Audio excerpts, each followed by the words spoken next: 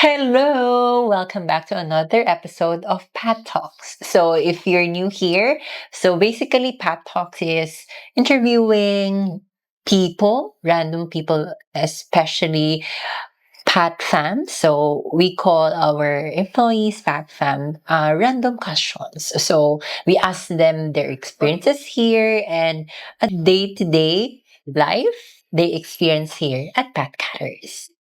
So, if you do not know me, I'm Jojo. I'll be somehow the host of the day. So, here I'm with Geraldine, the Hi. very energetic and jolly Geraldine. So, yeah. So, how's your week? So, can you share some wins, especially do ka, a week in a life of Oh my Geraldine. God, okay. Actually, before ko nag-EOS, nag-answer ko sa Friday, naka-feedback form. So, may answer gid ko na. For my week, it was a busy week since ang company sang client is may bala daw ka big event nga kinanglan yanon since VA and like support ko. So ako gid na ang mostly ang nag-work on sa mo na nga task. So it was hectic week but it was enjoyable since I enjoy my work. Yeah. Wow! Yeah, ako nun daw ka gusto to i-share no nga, Mhm. especially with how we do things here, Mhm. especially in terms of work and how we somehow balance it with a bit of a flair and Yeah. balance it with like this, nga daw ka chit-chat and everything, daw kami Mm. na. So, how was the experience? How was like having that win, especially that, kumbaga, naging baby mo Mm. siya, you can conceive mo siya. Sim. Anong level? Nga daw ka from, especially from the planning down Mm. to, syempre, a bit of doing things or Executing the na. executing of the plan. How was the experience nga, given that you work remotely? Mhm. And, di ba usually, notion nila, when you do remote work, it's in a home setup. Mhm. But here, we do things remotely, but in an office setup. Yeah. Kaya for me, it depends man be sa for me sa client kay sa akon also sa mga TLs, really big help ginayang mga TLs for us kay like may mabulig wala sa amon. So kung may mga kinanglan kami sa clients tapos hindi wala namon maano. So sa amon na client, very very like open sa amon, communicative. Communicative? Ano nga word na communicative? You keep in touch. Yeah, muna.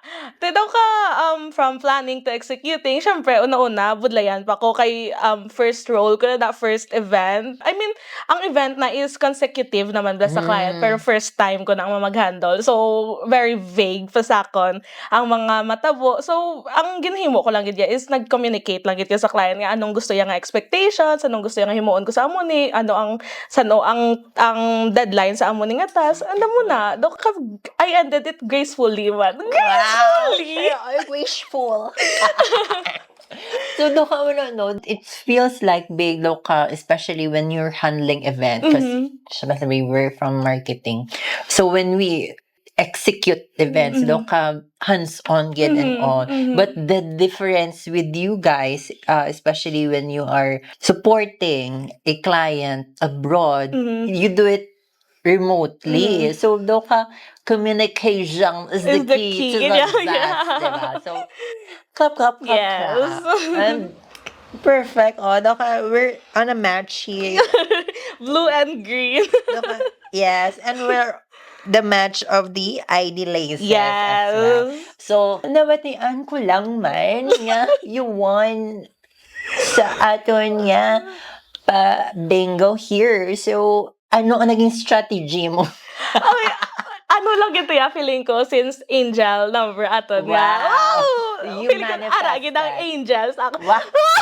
Di mo. Ano? Hindi, pero Basta like, may pakaisa dyan sa ngayon. Sabi ko pwede lang to. Pero yes, ako na. Doon ka, I just pick the candle lang. Kung para sa akon, para gini sa akon. Wow! Ganon.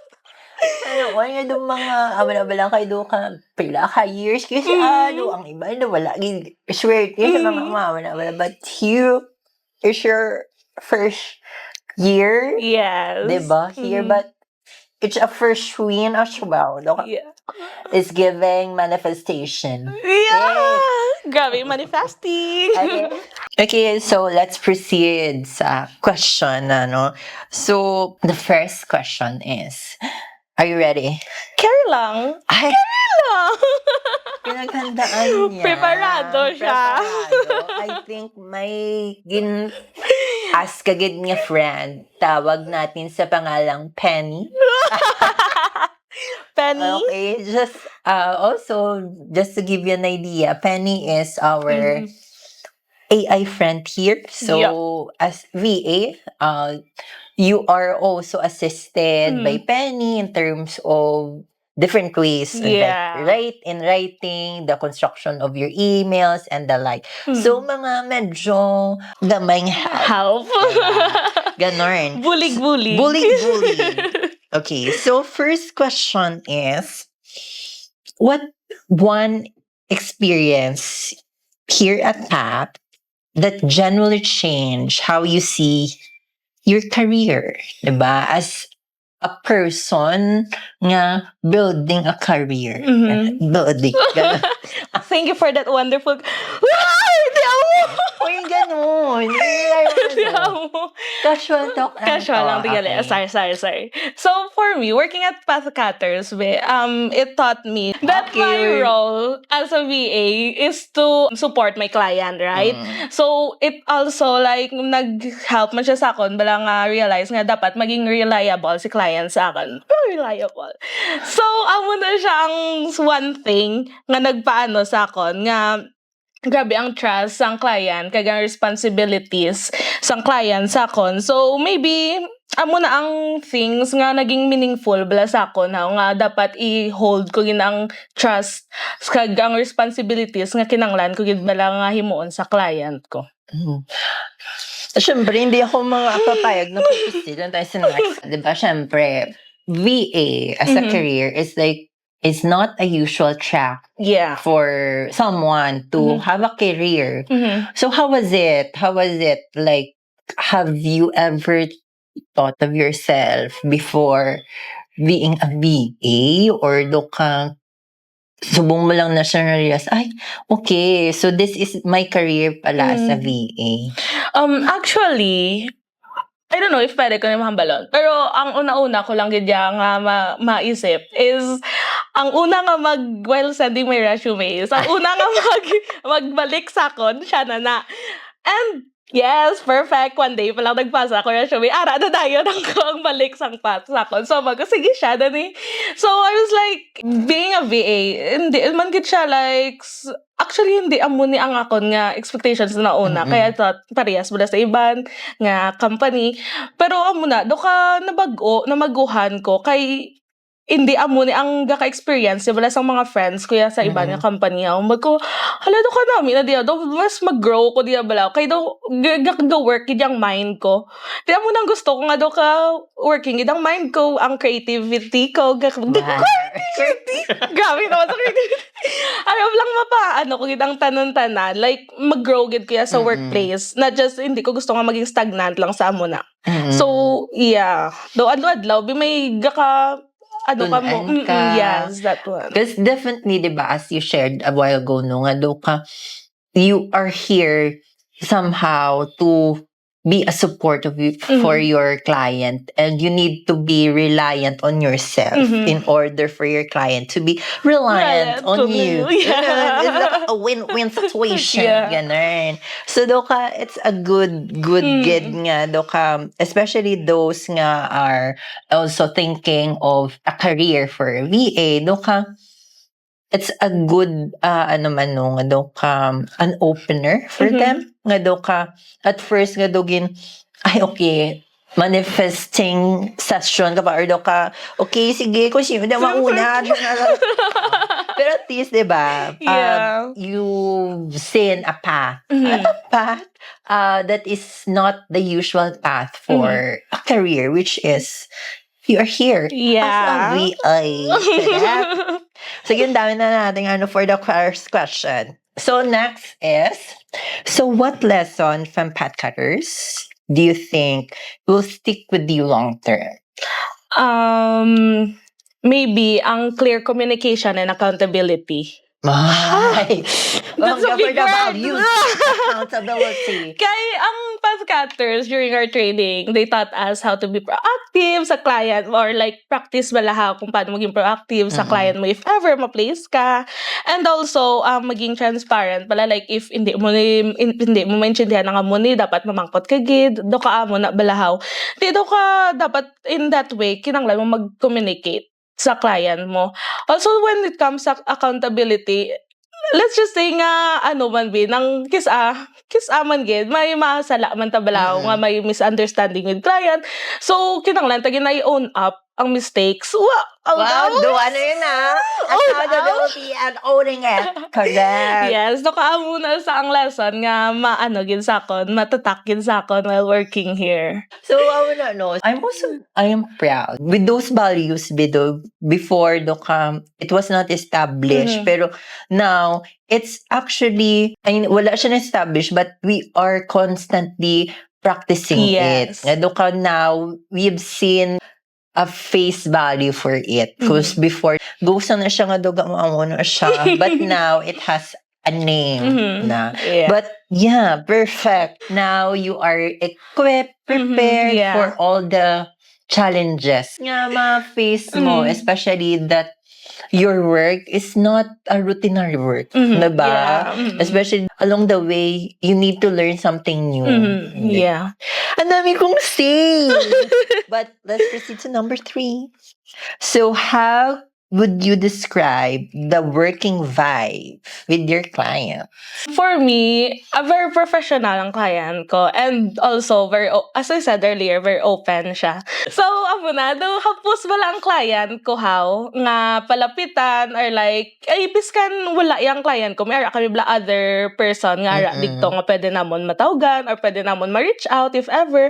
And also, as I said man sa inyo, 8 kami sa team.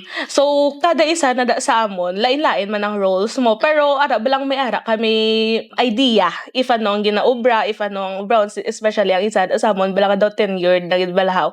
Tida mo siya may nabalaan. Dito ka working with client, do ka very easy na lang gid balahaw. Kay may pamangkutan ka, may kantuan ka, especially kung wala man gid, kag isa ka lang, may ara TL, nga kabalo man balahaw. Do ka hapos lang siya kay other than TL, may higher pagid nga pwede man palapitan siya sa TSM bala if ever.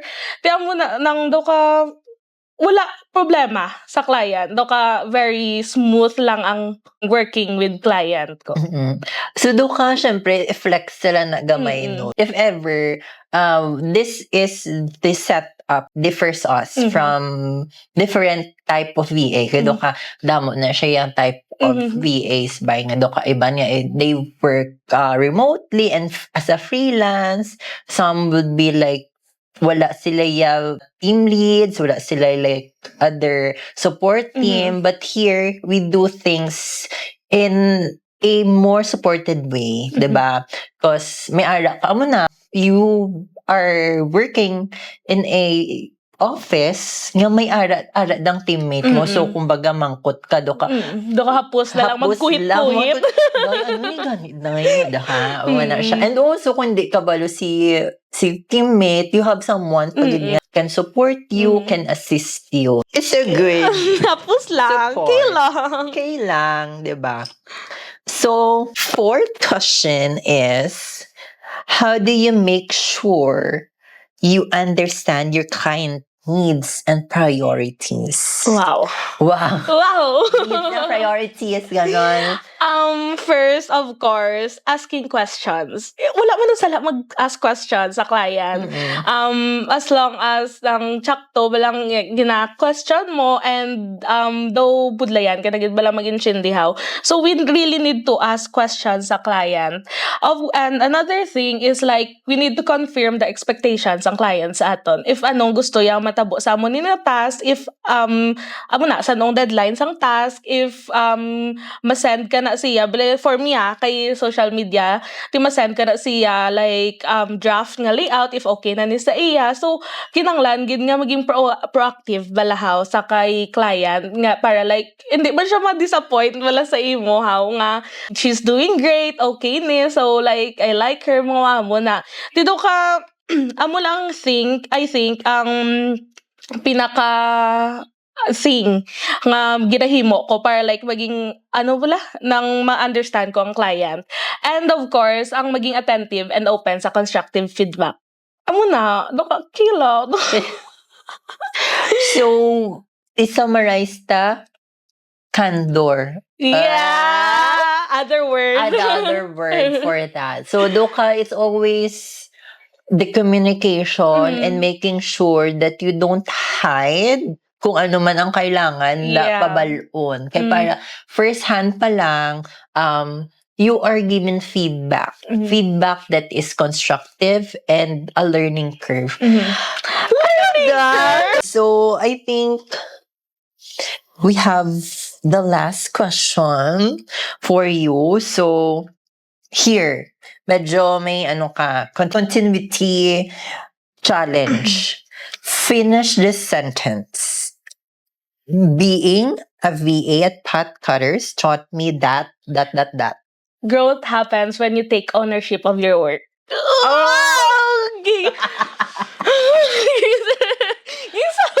Ako ang growth ko naging horizontal ang growth ko. Kaya doon ang times 2 ko because I love my work. Yeah, we all love our work here. Can you share more on that sentence? Kung mag-own up ka bisang imo nga like work or like mag-own ka sang take accountability, do ka hapos na lang balahaw nga mag-grow as a person. Kay like, ay okay, daw naubra ko na ni sang last, daw maging lesson siya sa imo. Nga hindi ko na ni sa ubrahon, kay amo na ni ang naubra ko sang last, so like, dapat hindi ko na ni pagliwaton. Kaya amo na siyang, for me, ang grow balahaw. Kay, kaya mo, I forgot the word, pero daw, update. Mature. Yes, that one.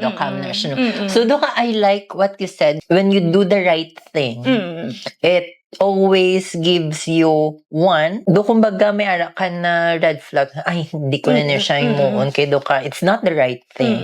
And 2 is, doing the right thing is making you realize that you are upgrading yourself because nga daw ka, ay, na-mistake ko na siya before. I don't want to do this anymore. I don't want to do this anymore. I kanta. So, I don't know, with our conversation, you are sharing actually the things the company values, diba? The different values that we believed in here. And it's not being imposed, but that is what you are practicing. In ang values of a company nga do ka, amhon mo ni, rather than people are already practicing it and you are doing it wholeheartedly. Yeah. It's with the heart. The heart, guys. So, any additional like tips, additional like mga suggestions or daw ka recommendations for those people they want to take a career as a VA? That's okay. Go for it. 3 words, go for it. Ganon. I mean, wala man madula, if you try mo. So, like, amo na. Actually, ang mga friends ko, gaano na sa akon, kamusta lang work? Ambag ko, do your best lang for me sa training. Amo lang man ang word da. Do your best lang, do ka muna, wala kung da sila. Nang, tapos like, arab lang mamba na silang ang kulbaan ko, kay do ka, kung ka intimidating. It's not! Kaya intimidating ko na sa aton, nga work. Mas ko, it's not, wala. It's not, wala.